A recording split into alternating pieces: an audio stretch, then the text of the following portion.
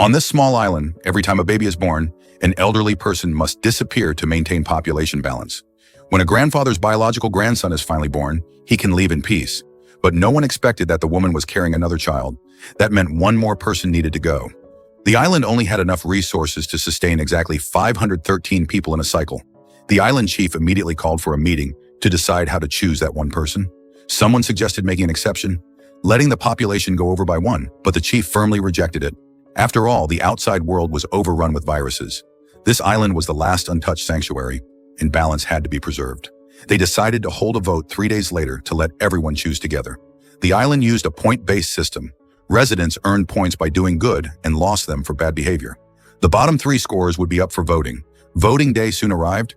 The chief announced the latest point changes. Mike gained 5 points, pulling himself out of the bottom group. A few days ago, on the day resources were handed out, he gave away his only apple to someone else.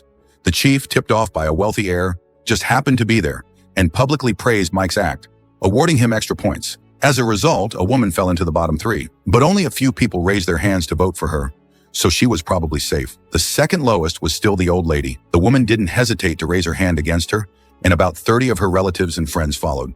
But when the man at the very bottom stood up, it was like everyone had planned it. 150 people raised their hands.